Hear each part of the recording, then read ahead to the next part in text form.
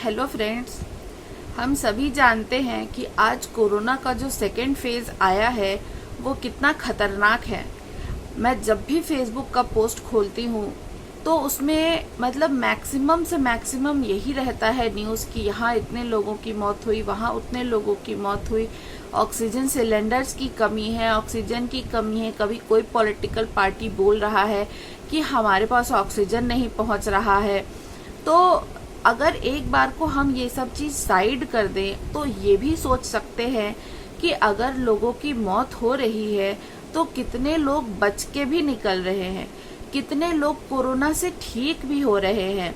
मेरे भैया भाभी और 2 छोटे बच्चे जो कि 2 और 1 साल की है, उन दोनों को अभी कुछ दिन पहले कोरोना हुआ था, लेकिन दवाई खाने से वो सब ठीक हो गए।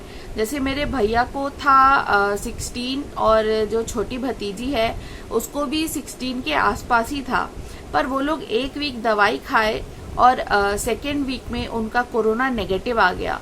तो कोरोना जो है वो ठीक तो हो रहा है, तो आप लोग पैनिक मत कीजिए।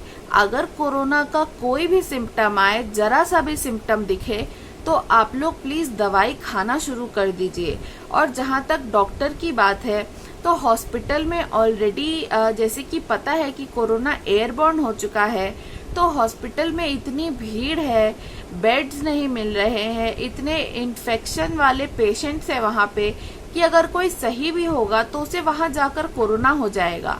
तो आप सब घर में ऑक्सीमीटर रखिए, अगर हो सके तो एक सिलेंडर जो ऑक्सीजन सिलेंडर होता है वो भी अवेलेबल करा के रखिए। और जैसे ही थोड़ी सी भी प्रॉब्लम या कोई भी सिम्टम या घर में किसी को भी हो जाए तो आप सब लोग तुरंत दवाई खाना या घरेलू नुस्खे जो होते हैं उनको यूज़ करना शुरू कर दें। जो दवाइयाँ लग रही हैं कोरोना में, मैं डॉक्टर तो नहीं हूँ लेकिन यही बता सकती हूँ कि उसमें आपका एंटीबायोटिक्स चल रहा है, कैल्शियम जिंक चल रहा है और विटामिन सी चल रहा है। यही सारी दवाइयाँ जो है चल रही हैं। तो अगर आप दवाई खाना नहीं चाहते तो आप कोई घरेलू नुस्खा अपना सकते हैं। और प्लीज़ मास्क पहन के बाहर निकलिए। हम तो एक दूसरे के रूम में भी जाते हैं तो मेरे पास ये मास्क रखा है, एक दूसरे के रूम में जाने के लिए भी हम ये मास्क पहन के ही एक दूसरे से बात करते हैं। इसीलिए नहीं कि हमें कोरोना हो जाएगा, इसीलिए कि अगर हमें कोरोना है तो कहीं किसी और को कोरोना ना हो जाए। तो हमें दूसरों को भी बचा करके चलना है। आज के टाइम में जहाँ इतनी प्रॉब्लम हो रही है, जहाँ अगल बगल के घर वाले इन्फेक्शियस हो रहे हैं कोरोना से, वहाँ आपकी भी इतनी जिम्मेदारी बनती है कि अगर परिवार में किसी को थोड़ा सा भी सिम्टम आए तो आप तुरंत दवाइयाँ शुरू कर दीजिए और ऑक्सीमीटर अपने पास रखिए, ऑक्सीजन लेवल को गिरने मत दीजिए। जैसे मेरे पापा का आज 15 आया है सीटी का जो स्कोर होता है आरटीपीसीआर में, लेकिन उनका ऑक्सीजन लेवल 98 है। तो अभी हम लोगों ने उनके लिए बहुत अभी कॉशियस हो रखे, उनको एक्सरे के लिए ले जाएंगे, लेकिन सबका ऑक्सीजन लेवल कंटिन्यूअस हम लोग टेस्ट कर रहे हैं। सबके सिम्टम्स हम लोग लगातार एक दूसरे से पूछ रहे हैं, एक दूसरे का ध्यान रख रहे हैं।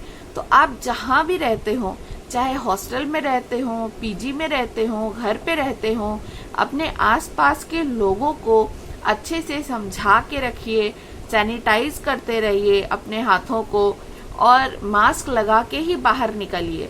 और अगर आपको ऐसा है कि ऑफिस जाना पड़ा या आप ऑफिस गोइंग है तो मास्क तो कंपलसरी है ही, तो डिस्टेंस मेंटेन करना भी आपकी जिम्मेदारी है। मानती हूँ कि गवर्नमेंट को बहुत कुछ करना चाहिए था इतने टाइम में, मगर वो अगर नहीं कर पाई या फिर हम मतलब कोई भी पॉलिटिकल पार्टी, हम सबके लिए बोल रहे हैं, अगर वो नहीं कर पा रहे हैं प्रॉपर, तो हमारा फर्ज नहीं बनता क्या कि हम इन सब चीज़ों को ध्यान में रखें और अपने आसपास के लोगों को भी समझा के रखें, ताकि कोरोना सिर्फ हम अपने लिए नहीं कि हमें ना हो, हमारे आसपास के लोगों को भी ना हो। और अपने मम्मी पापा जितने भी सीनियर सिटीजन्स हैं उन सबका पूरा प्रॉपर केयर कीजिए, सबका ध्यान रखिए और सबके सिम्टम्स चेक करते रहिए कि कहीं किसी के फ्लू के सिम्टम्स शुरू तो नहीं हुए।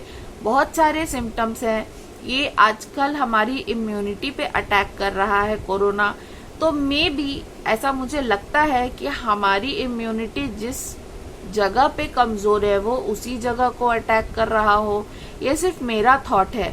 तो आप अपना पूरा केयर कीजिए, प्रॉपर डाइट लीजिए, विटामिन सी, जिंक ये सब खाते रहिए और प्लीज़ मास्क पहन के निकलिए। Thank you. तो दोस्तों आज के लिए इतना ही। आशा करती हूँ कि आपको मेरा ये वीडियो पसंद आया होगा। प्लीज़ सब्सक्राइब एंड कमेंट करना ना भूलें और इंतज़ार करिए मेरे अगले वीडियो का।